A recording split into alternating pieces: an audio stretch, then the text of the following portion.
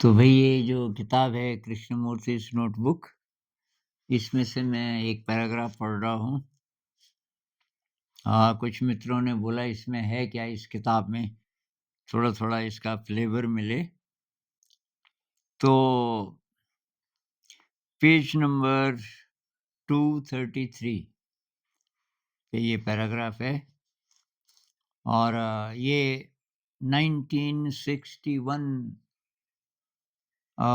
की बात है और कृष्णमूर्ति जी उस समय भारत में थे। ये ऋषि वैली स्कूल में आए थे और भी जगह। तो इससे पहले प्रकृति का वर्णन है, वो भी पढ़ूँगा मैं कभी, पर ये मेडिटेशन के बारे में थोड़ा-सा। Meditation is not a means to an end. There is no end, no arrival. It is a movement in time and out of time. Every system, method binds thought to time, but choiceless awareness of every thought and feeling, understanding their motives, their mechanism, allowing them to blossom, is the beginning of meditation.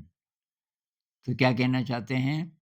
Meditation का कोई and result नहीं है कि साहब meditation करोगे तो वहाँ पहुँच जाओगे। तो ये कि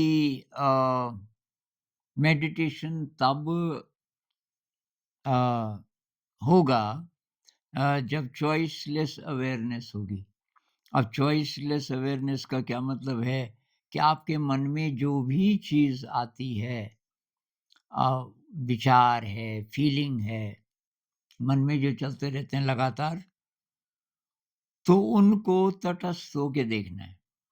यही है चॉइसलेस अवेयरनेस, जिसको ये और जगह भी बोला जाता है आध्यात्मिक लिटरेचर में कि तटस्थ भाव से देखना।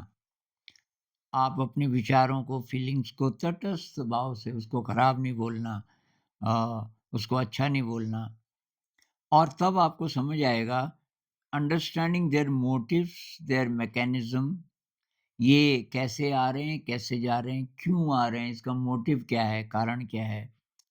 अलाउइंग देम टू ब्लॉसम, जैसे कोई फूल है, उसपे कली आई, उसको फूल बनने दो, उसको ख़त्म मत करो। जैसे ईर्ष्या का विचार आया किसी के लिए, तो हम बोलते हैं ये खराब है, तो कोशिश करते हैं उसको ख़त्म करने की। ये कह रहे नहीं, उसको अ, उसको डेवलप होने दो, उसको फूल बनने दो पूरा। पूरा त बहुत मुश्किल है, लेकिन उसको देखो, देखो, देखो, तब आपको उसका रूट समझ आएगा कि ये क्यों आ रहा है, लेकिन उसको दबाओ मत। तो ये है कि बिगिनिंग ऑफ मेडिटेशन। अगर आप ऐसा कर पाए तो वो शुरुआत है असली ध्यान की। When thought and feeling flourish and die, तो तब क्या होता है, हर विचार, हर फीलिंग, क्योंकि उसको दबाने की कोशिश नहीं कर रहे आप, ना उसको अच्छा बोल रहे, ना उसको बुरा बोल रहे, इवैल्यूएट नहीं कर रहे हो। उसको केवल आप तटस्थ भाव से देख रहे हो, तो तब वो फ्लरिश होगा। मतलब वो आपने बढ़ने दिया, जैसे किसी प्लांट को उसपे फूल आए, ऐसे ही उसके साथ भी होगा। आपने पूरा देख लिया क्योंकि आपने उसको दबाया नहीं, कुचला नहीं, उसको अ, फ्लावर होने दिया, उसको फूल बनने दिया और तब वो मर जाएगा। ऐसा आपने करने दिया, जब जैसे कि ये पौधा फूल हो गया तो उसके कुछ टाइम बाद वो खत्म हो जाता है। ऐसे ही आपका हर विचार, हर फीलिंग खत्म हो जाएगा। Meditation is a movement beyond time. तब मेडिटेशन की शुरुआत होगी और तब समय नहीं होगा। समय के पार ये आपको ले जाएगा। In this movement there is ecstasy. और जब ये मूवमेंट शुरू होता है, कौन-सा?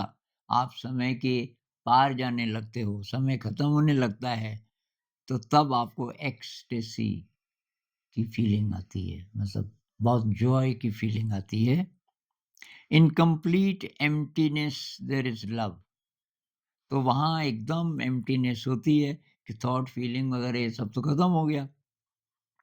ऐसी जगह से फिर प्रेम जन्म लेता है, या यूँ कह लीजिए कि यही प्रेम है। In complete emptiness there is love. ये वाली जो स्टेट है, यहीं से प्रेम पैदा होता है। And with love there is destruction and creation. और जब ऐसा प्रेम पैदा होता है तो डिस्ट्रक्शन, ये डिस्ट्रक्टिव है, जो भी गड़बड़ है उसको ये डिस्ट्रॉय कर देता है। एंड क्रिएशन, और नई चीज बनती है। न्यूरोलॉजी की भाषा में कहें, डेविड बोम के साथ जब बात करते हैं कृष्ण जी, तो ये इस तरीके की भाषा भी आती है कि डिसमेंटलिंग पैथोलॉजिकल न्यूरल नेटवर्क्स। हमारे ब्रेन में जो गड़बड़ लिंक बन चुके हैं न्यूरॉन्स के, जेलसी के, मतलब द्वेष के, इत्यादि, तो वो सब डिस्ट्रॉय होंगे। इसलिए कह रहे हैं डिस्ट्रक्शन एंड क्रिएशन।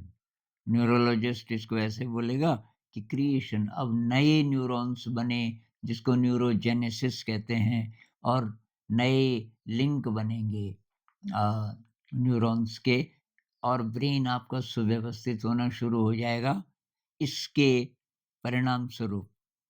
तो ये वो क्लाइमेट है जहाँ से प्रेम जन्म लेता है। किसी और जगह वो बोलते हैं क्रिएटिविटी जन्म लेती है। एक ही सोर्स है, कंपैशन, क्रिएटिविटी, लव, ये सब ऐसी क्लाइमेट से जन्म लेते हैं जहाँ आप ध्यान से पहुँचते हो। ध्यान क्या है? उसके लिए पहले चॉइसलेस अवेयरनेस की प्रैक्टिस कीजिए, एक्सेप्ट कीजिए जो भी आ रहा है और उसको ध्यान से देखते रहिए। तो फिर वो फ्लावर होगा और वो मर जाएगा। हर विचार, हर इमोशन सब खत्म। Then there is complete emptiness. अब भाई ये तो इसका प्रैक्टिकल करना पड़ेगा, क्योंकि ये तो शब्द तो ठीक हैं, पर इनका एक्चुअल मीनिंग क्या है? एक्चुअल मीनिंग है जब हम खुद करेंगे और हमें इसमें सफलता मिलेगी। नमस्कार।